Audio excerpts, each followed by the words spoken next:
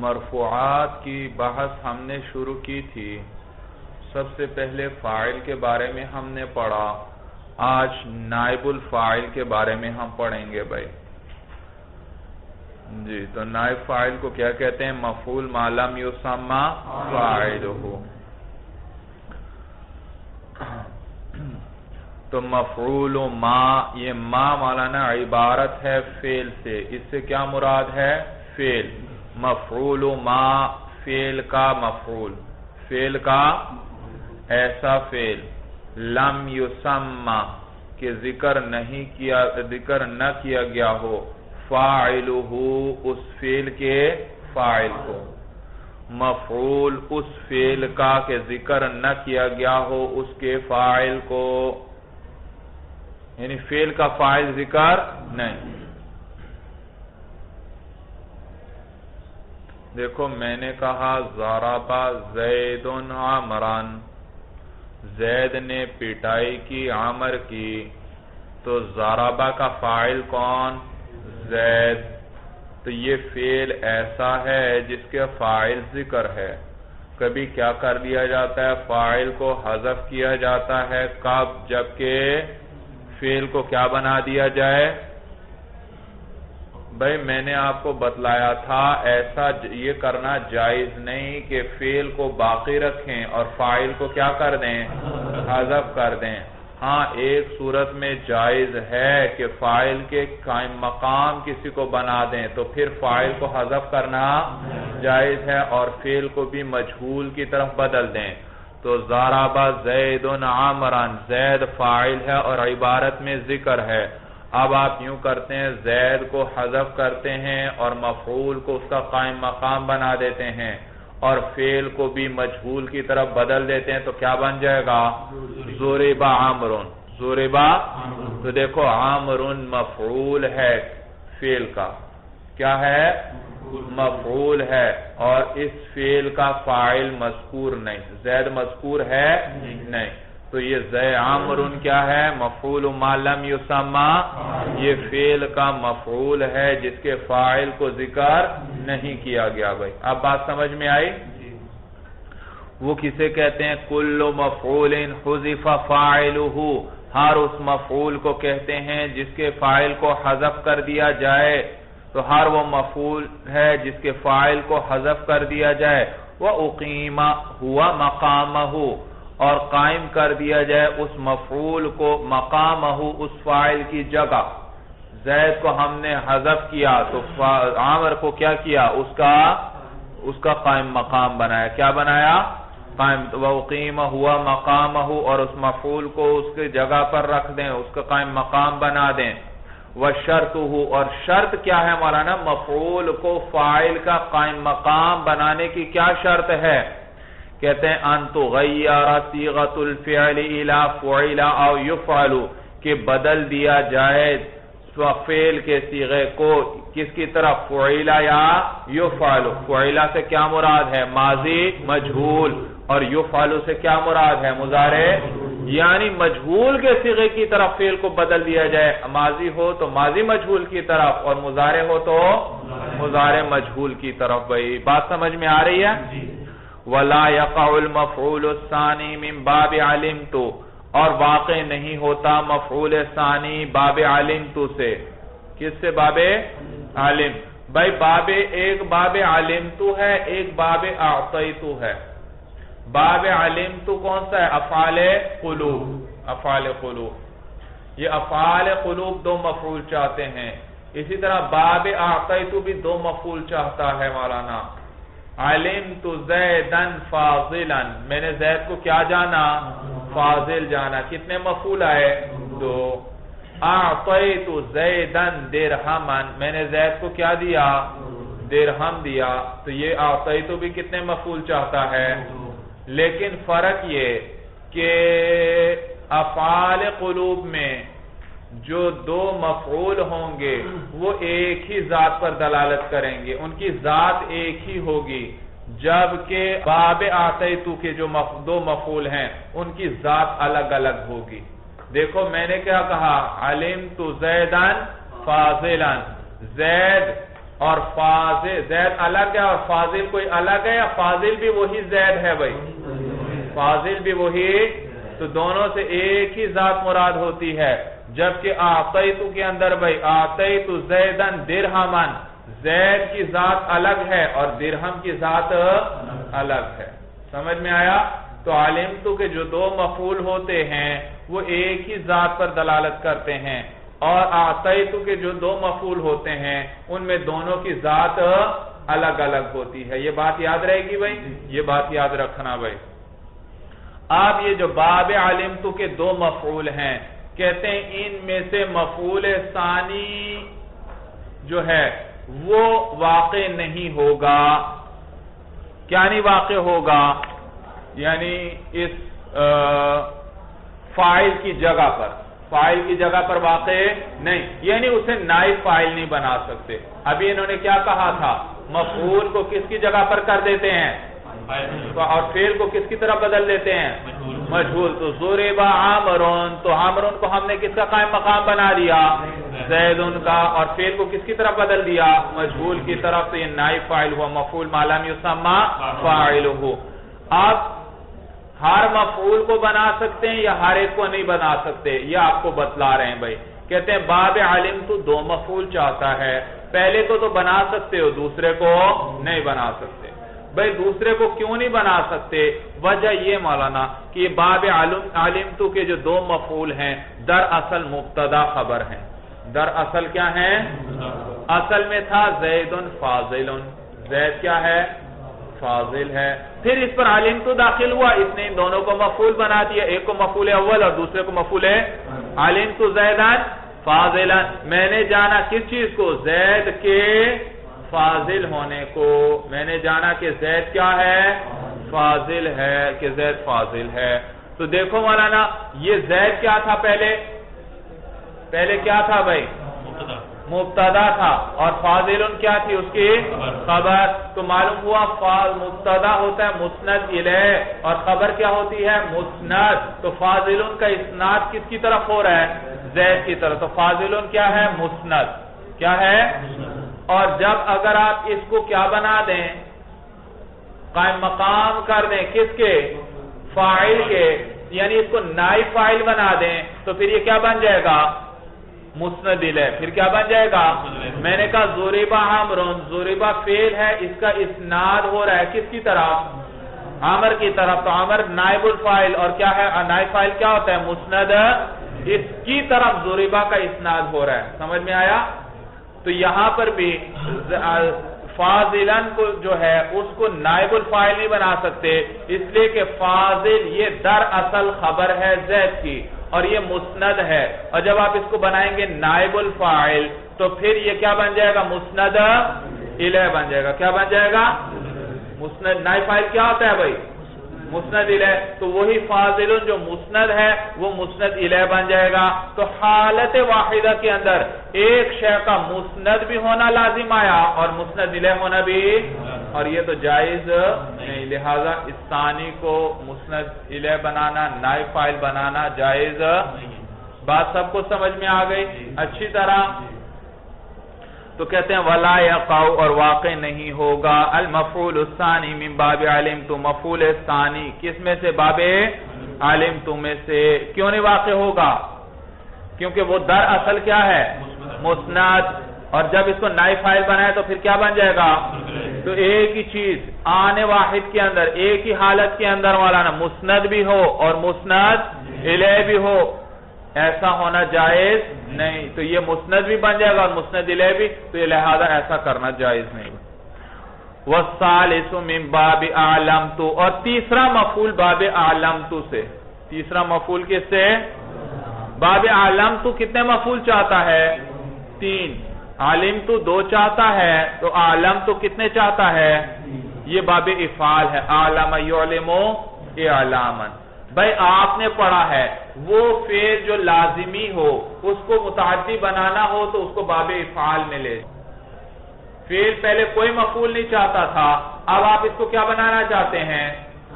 متعدی بنانا چاہتے ہیں، تو کس میں لے جاؤ؟ باب افعال میں. اب یہ مفعول کا تقاضا کرے گا. سمجھ میں آیا؟ تو جو لازمی تھا اس کو باب فعال میں لے جاؤ تو وہ کیا بن جائے گا؟ مفعول. کتنے مفعولوں کا تقاضا کرے گا؟ ایک.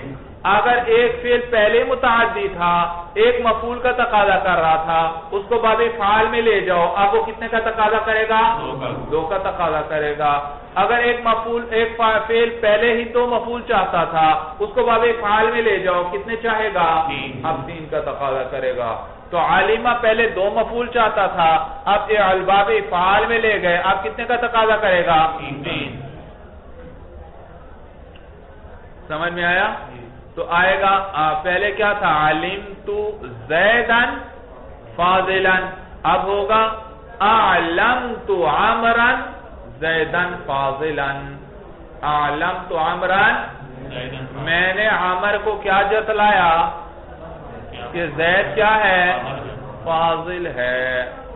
تو یہاں بھی وہی مسئلہ درپیش ہوگا جو باب علمت میں تھا.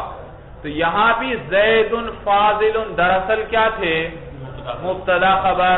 اور اس پر کیا داخل ہوا؟ اعلمہ. اس نے ان دونوں کو کیا بنا دیا؟ مفعول. ایک مفعول پہلے تھا، دوسرا اور تیسرے مفعول یہ بن گئے بھائی. تو اب عامر فاضل جب مبتدا خبر تھے تو فاضل کا اسناد کس کی طرف ہو رہا تھا؟ جی زید فاضل. تو فاضل کا اسناد کس کی طرف تھا؟ زید کی. تو مسند تھا. تو جب اگر آپ اس کو علامہ کے لیے نائب فاعل بنائیں گے تو پھر یہ کیا بن جائے گا؟ مسند الیہ.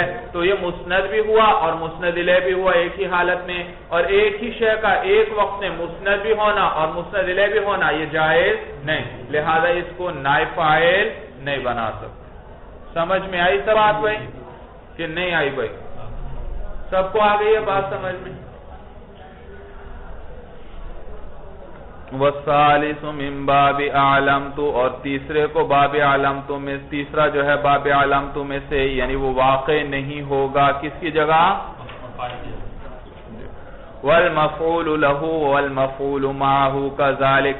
اور مفعول لہو اور مفعول معہو بھی اسی طرح ہے. یعنی جیسے یہ نائب فاعل واقع نہیں ہوتے، یہ دونوں بھی نائب فاعل واقع بھائی. جیسے باب علمت کا ثانی اور باب علمت کا ثالث یہ نائب فاعل واقع نہیں ہوتے، اسی طرح مفعول لہو بھی ہے اور مفعول معہو بھی ہے، یہ بھی نائب فاعل واقع نہیں ہوں گے. بھائی مفعول لہو کس کو کہتے ہیں؟ وہ مصدر جو ماقبل فعل کی کیا بیان کر رہا ہو؟ علت بیان کر رہا ہو. ضربت زیداً تعذیباً. میں نے زید کی پٹائی کی. کس لیے پٹائی کی مولانا؟ یہ تعذیباً یہ کیا ہے؟ مفعول لہو ہے، ادب سکھانے کے لیے پٹائی کی. بھائی اب آپ اس کو نائب فاعل بنانا چاہتے ہیں تو بھائی نائب فاعل جب بنائیں گے تو اس پر پہلے پہ کیا پڑھ رہے تھے؟ نصب. اب کیا پڑھنا پڑے گا اس پہ؟ رفع. کیونکہ نائب فاعل کیا ہوتا ہے؟ مسند الیہ ہوتا ہے. ضرب عامر، ضرب زید عامرا. پہلے عامر پہ کیا پڑھ رہے تھے؟ نصب. آپ کیا پڑھ رہے ہیں؟ ضرب عامر. عامر پر کیا پڑھ رہے ہیں؟ رفع پڑھ رہے ہیں. تو جب نائب فاعل بنائیں گے وہ کیا بن جائے گا؟ مسند الیہ. اور مسند الیہ پر کیا پڑھیں گے؟ رفع پڑھیں گے. تو آپ تعذیباً کو جو اگر آپ نے نائب فاعل بنایا تو پھر اس پر کیا پڑھنا پڑے گا؟ رفع. تو اس کا نصب فوت ہو جائے گا. اور یہ نصب ہی تو بتلا رہا تھا کہ یہ ماقبل فعل کے لیے علت ہے. یہ ظرف کیوں لگائی گئی ہے؟ ادب سکھانے کے لیے. یہ تعذیباً علت ہے ماقبل لیے. یہ کس چیز نے بتایا تھا آپ کو؟ یہ جو نصب آ رہا تھا. کیا آ رہا تھا؟ نصب نے بتلایا تھا یہ مفعول لہو ہے. اور مفعول لہو کیا بتایا کرتا ہے؟ علت. تو جب آپ اس کو نائب فاعل بنائیں گے تو نصب فوت ہو جائے گا، چلا جائے گا. اور یہ نصب ہی تو بتلا رہا تھا کہ یہ کیا ہے؟ مفعول لہو. اب جب نصب ہی نہیں تو پتہ چلے گا ہمیں یہ مفعول لہو ہے؟ نہیں، پتہ ہی نہیں چلے گا. اس لیے اس کو نائب فاعل بنانا صحیح نہیں، ورنہ تو پھر پتہ ہی نہیں چلے گا کہ یہ کیا ہے؟ مفعول لہو ہے یا مفعول لہو نہیں. بات یہ بھی سب کو سمجھ میں آ گئی. مفعول معہو کیوں نہیں واقع ہو سکتا بھائی؟ مفعول معہو وہ ہے مولانا جو واو بمانے مع کے بعد آئے. جاء البرد والجباتی. آئی سردی کس کے ساتھ؟ جبوں کے ساتھ. سردی آئی 7 جبوں کے، جیسے آپ کہتے ہیں جاء زید و عمرن، آیا زید کس کے ساتھ؟ عمر کے ساتھ. یہ واو بمانے مع کے بعد آ رہا ہے عمرن، یہ کیا ہے؟ مفعول معہ ہے. سمجھ میں آ رہی ہے بات؟ تو مفعول معہ وہ ہے جو واو بمانے مع کے بعد آئے. اب آپ اس کو کیا بنانا چاہتے ہیں؟ نائب فاعل بنانا چاہتے ہیں. بھئی نائب فاعل بنانے کے لیے یا تو آپ اس کو واو کے ساتھ ہی رکھیں گے یا واو کے بغیر لائیں گے. دو ہی صورتیں ہیں نا، یا واو کو گرانا پڑے گا یا واو کے ساتھ ہی لائیں گے. واو کو گرا تو سکتے نہیں آپ، کیونکہ جب واو کو گرا دیں گے تو پھر تو یہ مفعول معہ رہا ہی نہیں. سمجھ میں آیا؟ اور اگر واو کو باقی رکھیں تو پھر فعل کا اسناد اس کی طرف کرنا جائز ہی نہیں ہے. کیوں؟ کیونکہ واو میں اصل ہے عطف. واو میں اصل کیا ہے؟ عطف. تو یہ واو دلالت کر رہا ہے انفصال پر، کہ یہ ما بعد ما قبل سے جدا ہے، الگ ہے. وہ کس سے دلالت کر رہا ہے؟ انفصال پر. اور فاعل اور نائب فاعل فعل سے جدا ہوتے ہیں یا جز کی طرح ہوتے ہیں فعل کے لیے؟ وہ فعل کے لیے کس کی طرح ہوتے ہیں؟ جز کی طرح ہوتے ہیں. ان کے بغیر فعل آ سکتا ہے؟ فعل آ جائے فاعل یا نائب فاعل نہ آئے، ایسا ہو سکتا ہے؟ نہیں. تو یہ ان کے جز کی طرح ہوتے ہیں. تو یہ جزئیت پہ دلالت کرتا ہے فاعل یا نائب فاعل ہونا. اور واو کس پر دلالت کرتا ہے؟ انفصال پر. اور یہ دونوں آپس میں مغایر ہیں بھائی، جز بھی ہو اور جدا بھی ہو، ایسا ہو سکتا ہے بھائی. تو وہ سمجھ میں آیا؟ تو لہذا مفعول معہ بھی نائب فاعل نہیں بن سکتا. کیوں؟ میں نے پھر سنے تقریر. کیونکہ مفعول معہ وہ ہے جو واو بمانے مع کے بعد آئے. تو جب آپ اس کو نائب فاعل بنائیں گے تو دو ہی صورتیں ہیں، یا واو کے ساتھ لائیں گے یا بغیر. اگر واو کے بغیر لاتے ہیں پھر تو یہ مفعول معہ رہا ہی نہیں. مفعول معہ تو تھا ہی وہ جو کس کے بعد آتا تھا، اور آپ نے تو واو گرا دیا. تو اب پتہ چلے گا یہ مفعول معہ ہے؟ اب پتہ ہی نہیں چلے گا. اور اگر آپ کیا کرتے ہیں مولانا، واو کو باقی رکھتے ہیں تو پھر اس کی طرف فعل کا اسناد نہیں ہو سکتا، اس لیے کہ وہ دلالت کر رہا ہے کس چیز پر؟ انفصال پر، جدا ہونے پر. اور نائب فاعل تو فعل سے جدا نہیں ہوتا. تو اس واو کے ہوتے ہوئے فعل کی طرف کا اسناد اس کی طرف جائز ہی نہیں. وَإِذَا وُجِدَ الْمَفْعُولُ بِهِ تَعَيَّنَ لَهُ،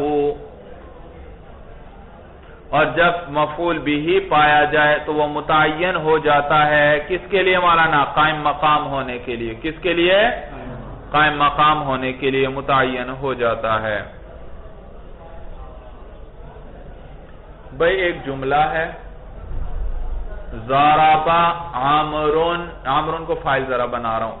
ضرب عامرون زیدن، آپ نے کس کی پٹائی کی؟ زید کی. یوم الجمعہ، کس دن کی؟ زمانہ بھی آ رہا ہے. دیکھو مفعول بھی آ رہا ہے، وہ کون ہے؟ زیدن. یوم الجمعہ بھی آ رہا ہے، یہ کیا ہے مولانا؟ مفعول فی ہے، زمانہ ہے. کیا ہے؟ امام الامیری. عمر نے پٹائی کی زید کی جمعے کے دن امیر کے سامنے. یہ کیا ہے؟ ظرف مکان ہے. یوم الجمعہ ظرف زمان تھا تو یہ کیا ہے؟ ظرف مکان ہے. ضربن شدیدن، کس نوع کی پٹائی کی؟ ضرب شدید لگائی. یہ کیا ہے مولانا؟ جی مفعول مطلق ہے بھئی. ضربن مصدر آئے اور ما قبل فعل کے معنی میں ہو وہ کیا کہلاتا ہے؟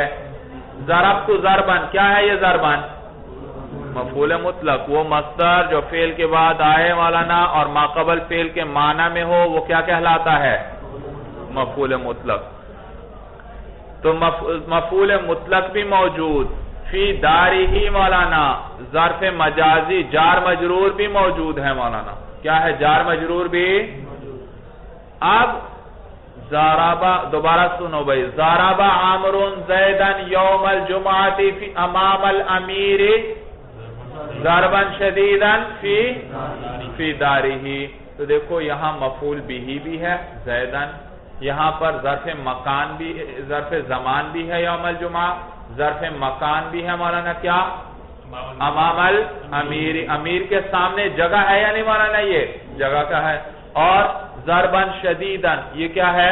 مفعول مطلق بھی موجود ہے اور جار مجرور بھی موجود ہے. تو ایسے موقع پر کہتے ہیں جب مفعول بھی موجود ہے تو متعین ہو جاتا ہے، نائب فاعل اسی کو بنایا جائے گا. اب میں ضربہ لاتا ہوں فعل مجہول کو، فاعل کو حذف کرتا ہوں تو فاعل کے قائم مقام کس کو بناؤں گا؟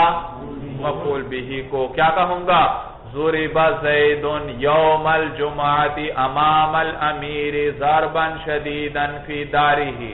تو کس کو میں نے قائم مقام بنایا؟ مفعول بھی کو. تو جب مفعول بھی موجود ہو تو اور باقی بھی چاہے ہو تو پھر یہ مفعول بھی متعین ہو جاتا ہے کس کے لیے؟ قائم مقام ہونے،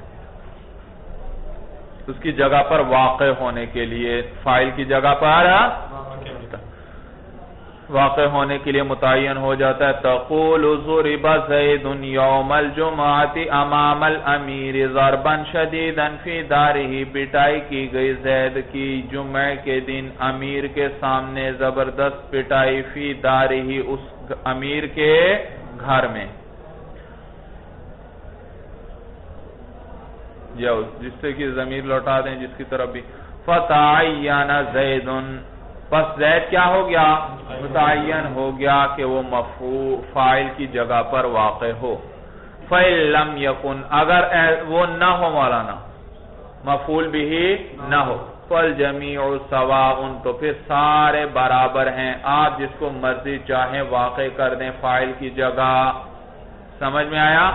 اگر زید نہیں تھا، ایسا مفعول بھی نہیں تھا، تو پھر چاہے ظرف مکان کو بنا دیں، چاہے تو ظرف زمان کو بنا دیں، چاہے تو مصدر مفعول مطلق کو بنا دیں، اور چاہے تو کس کو؟ جار مجرور کو نائب فاعل بنا دیں. سمجھ میں آیا بھائی؟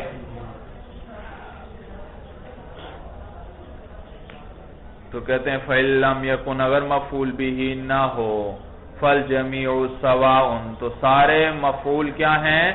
برابر ہیں. کس چیز میں برابر ہیں؟ اس فاعل کی جگہ پر واقع ہونے میں.